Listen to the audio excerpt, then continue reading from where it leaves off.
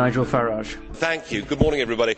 What we have before us here is the new government of Europe, a government that with the Lisbon Treaty now has enormous powers, not just a foreign minister and embassies, not just the ability to sign treaties, but the ability now to use emergency powers to literally take countries over. And yet what we have heard from the European Parliament big group leaders this morning is the demand that you take even more powers and do it even more quickly. And perhaps it is worth reminding ourselves that this treaty that gives this Commission these powers does not have democratic legitimacy in the European Union at all. You ignored referendums, you denied referendums, and you bullied the poor Irish into voting for a second time. Now I am struck that the common denominator with this Commission is the sheer number of them that were communists or were very close to communism. Mr Barroso himself was a Maoist. Sim Kallas, far from being a student activist, was even a member of the Supreme Soviet, so a top-notch communist we have there. Baroness Ashton ran CND and still refuses to tell us whether she took money from the Communist Party of Great Britain. Now I could go on, but we'd be here for some time.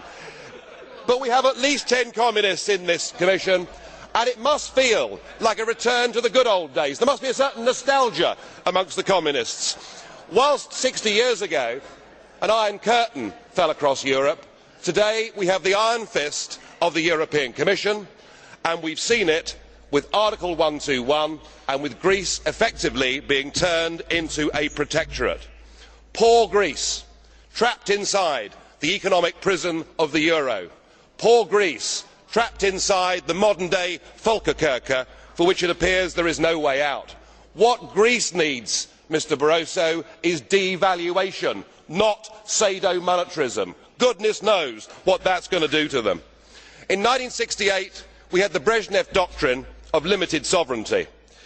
Today we have shared values, we have ever closer European Union and pooled sovereignty, and that is what you have used. But of course it will not just be Greece, because the same is going to happen to Spain, to Portugal and to Ireland. 121 will be invoked with all of those.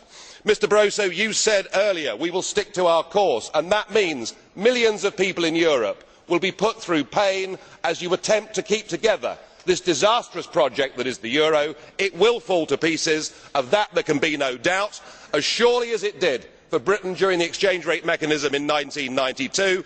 You can laugh, you can smile, it won't work, it can't work, it will fall to pieces, and as far as the peoples of Europe are concerned, the sooner it does the better. We need democratic solutions to this. If you go on pushing your extreme euro nationalism, this will lead to violence. We must vote against this Commission. We must put the future of Europe to people in every member state in free and fair referendums. Thank you.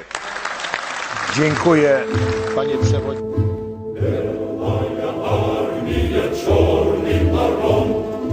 No,